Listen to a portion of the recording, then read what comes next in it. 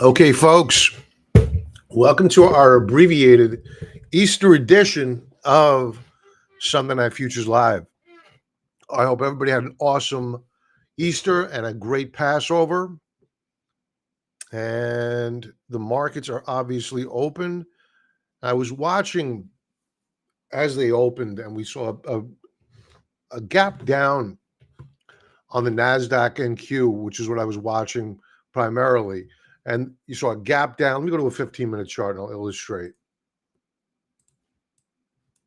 So initially, this gap down here, I thought that and they still may have been trying to take out all the stop loss orders down here because they did reverse it to close positive, almost close positive, and then they faded it again.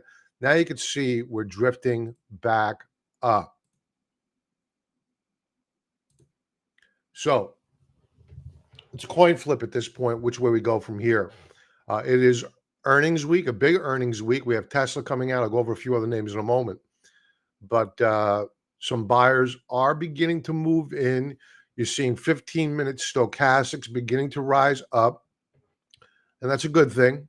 But we are still down 0.45% on the NQ, the NASDAQ 100, heading on over to the Dow Jones. Dow Jones is down more than the NQ. Let's take a look at the Russell 2000.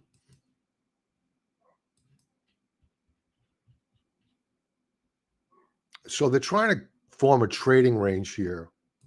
Here's the upper band. Here's the lower band in white. Again, 15-minute stochastics rising. So a little bit of buying coming in here. Not a lot.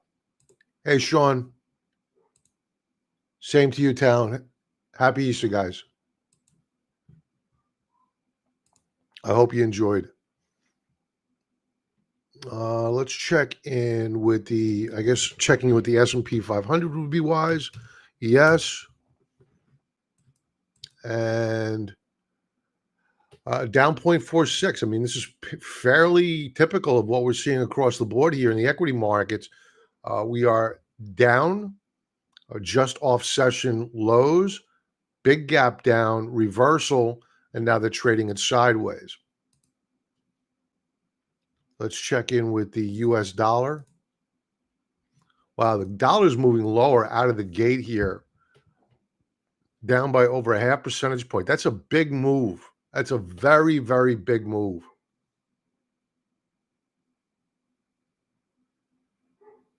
So that leads me to believe that the euro yen trade, they're both probably up. When you see a move like this on the dollar, both are probably up. Yeah, there's the euro up 0.63%, big move. And the yen up nearly 0.60%. And there's more fuel left in the tank here for both of these currencies.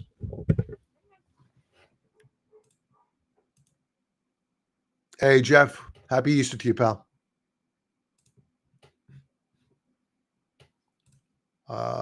So that is the funny money fiat currency basket. Let's check in with Bitcoin.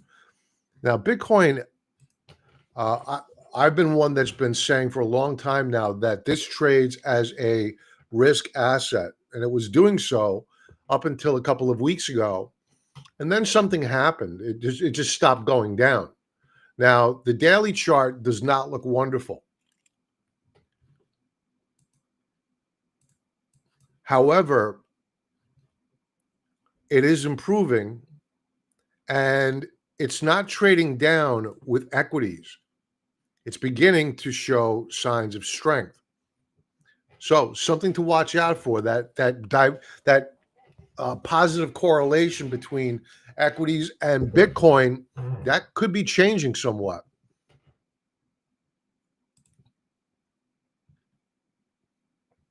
Yields are gapping higher here by 0.42%. I'm surprised small caps aren't down bigger than what they are right now. And by the way, I released it this morning. I decided it was an analysis of Rocket Labs RKLB, the symbol. I debated whether or not to release it on Easter Sunday. I did it. It hasn't gotten a lot of views. Just I don't know if YouTube is going to push it or not. Just know it's out there. Just check my YouTube channel. I spent a lot of time on it. I don't think it's going to get a lot of views because I don't think a lot of people are watching. So go check it out. So yields are moving up higher here. Problem. So now we know why equities are feeling the pinch. Checking in with gold. Gold is in fuego, up nearly a percentage point here. Silver. I look at silver already. No correlation here. It's off of its lows.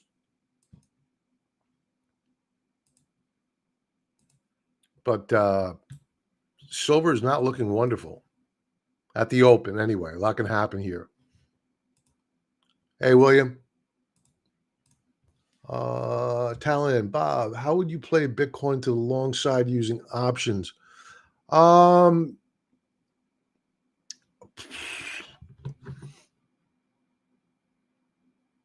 You could trade the Bitcoin micros. That's the futures. Or let me get the symbol of the ETF that I use. I dollar cost average into it. I for whatever reason I can't remember the symbol because I don't bring it up all the time. Let me get it for you. It's Fidelity. How liquid the options are, I'm not sure. You would really need to be careful. They're probably thin markets.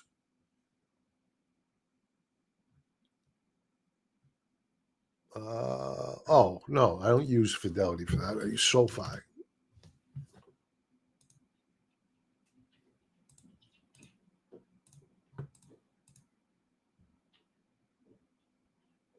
I'll get it for you 1 second.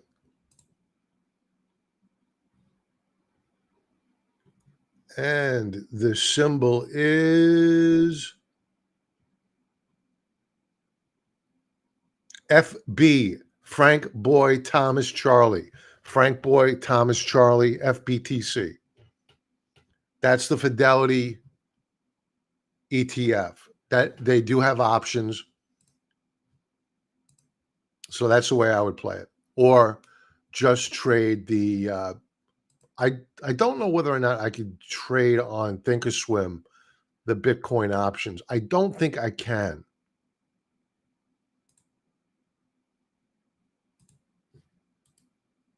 No, I can't. I would have already done it. Bonnie Bean, welcome. Hello, Bob. Oh, God. Thank you. I'm surprised nobody said anything yet. Thank you, Bonnie. Appreciate that. Okay, so we have since we're on Bitcoin, we were talking about Bitcoin. Here's the daily chart, and it's firming up.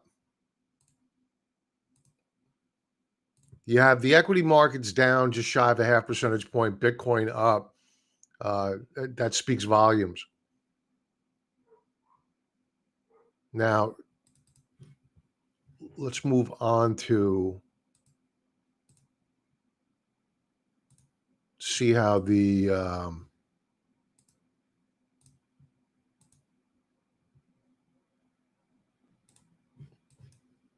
equity markets are doing. They tried to make a comeback and they can't. It's a heavy market. You could feel it. Heavy. It's very heavy. Dollar down, yields up. This is one nervous market.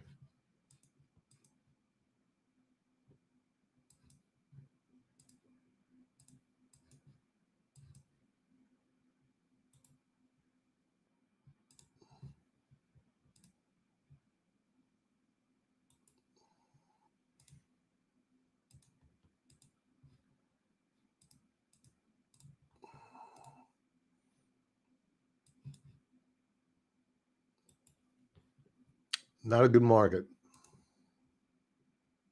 Let's check in with copper. Copper down nearly a percentage point. Copper's been behaving fairly well of late after this big sell-off. Could be a dead cat bounce. I'm surprised we've seen two back-to-back up weeks. Copper was doing really well until the week of the 31st of March. Then it got derailed. Natural gas, we did not go into energy. Let's take a look at it.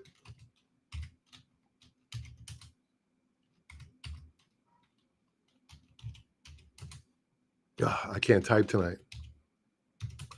Let me move my microphone. All right, so natural gas, wow, down 2.1%. And it's probably going lower. Unless we hold this support level here. We may do a double bottom setup, a rally up and through 489. Then we would be off to the races to the upside. But right now, sellers, bears in complete control. Let's check in with the oil markets. Oil down 1.5%. This is a market tonight that's not well. Nothing's working that you want to work in a bull market. You have oil down, you have dollar down, copper down, gold up. That's the fear trade. They're even selling bonds. Again, we're completely out of our bond portfolio. I sold that about 2 or 3 weeks ago, just before it broke south. They had rallied back. It was a Friday. I'll never forget it. It was just, I took a look at the daily chart and I said, you know what? I don't think it gets better than this. I'm out. I sold everything. It was my largest position. So we're sitting in a lot of cash right now. But unfortunately, the dollar's rolling over. Let's check in with cattle. New all-time highs on cattle last week. That was feeder cattle. Looks like we're going to probably take out prior highs on live cattle.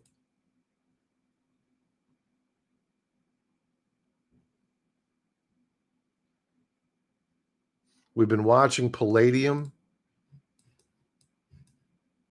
No trade yet here. Platinum. They're consolidating very, very nicely.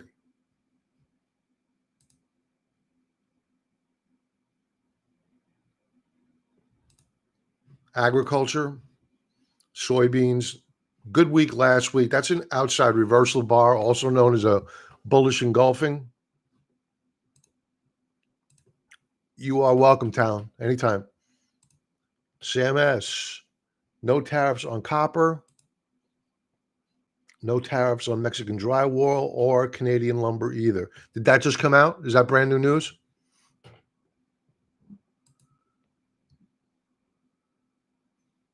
Here are the T-bill futures down 0.61%. That's a correlation between equities and bonds. Not looking good.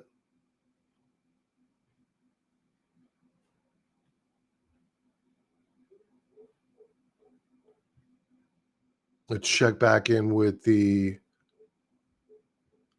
NASDAQ. And we'll go over some earnings. I'm going to keep it brief tonight. NASDAQ trying to put in a higher low here. We have our alerts set. All we can do is wait now, see whether or not the bulls win or the bears win. If we take out this price point here on the NQ, then we'll probably get a good open tomorrow. But if they just hold us where we're at right now, I think the selling pressure at the open tomorrow is going to take us down lower. Granted, it's Easter Sunday, not a lot of activity going on here, but there was enough to push this market down to 0.81 or 0.83%, something like that, right at the open.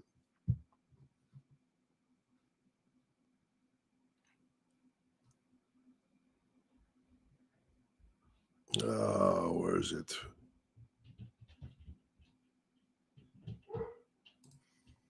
So this is the chart of Rocket Labs I did earlier. Again, the video is on YouTube.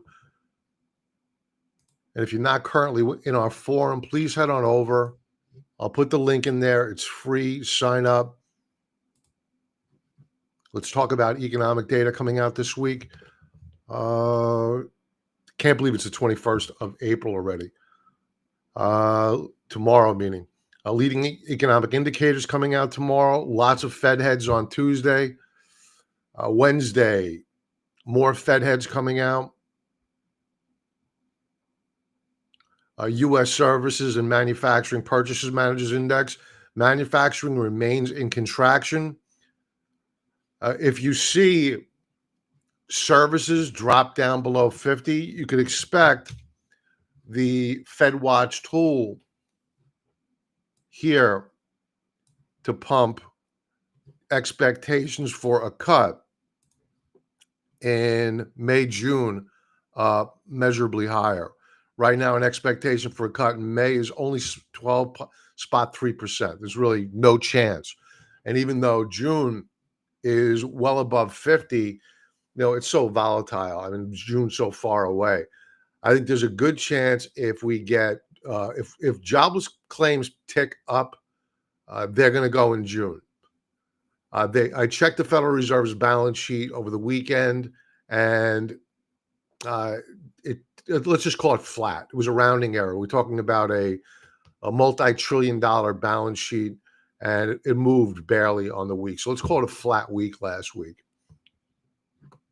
In terms of end of week economic data, initial jobless claims, I think this is going to become more and more important.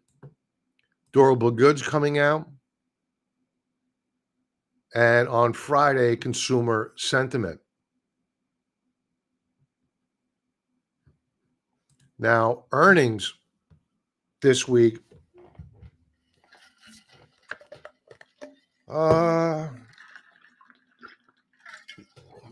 Mondays are generally slow for the well-known names. Tuesday, that changes. We're going to see a lot of defense stocks. And again, one of the reasons why I did Rocket Labs this weekend is A, I like the company. B, you have a lot of defense names that are reporting this week, and their stock charts are doing really well. So we're going to get RTX, Lockheed Martin before the bell on Tuesday. Big defense plays, GE Aerospace, Verizon. Then after the close, we really, really go into high gear for earnings with Tesla reporting. Steel Dynamics. Keep an eye on these names that you wouldn't ordinarily watch, because if we are seeing reshoring, or if we are seeing manufacturing move out of China, even into Vietnam, other areas, there's going to be demand for raw materials, and that may show up on the earnings calls of the names like Steel Dynamics. I would pay particular attention to the copper plays as well, Southern Copper. I'll be watching that earnings report. So in addition, after the close on Tuesday, Baker Hughes, Energy.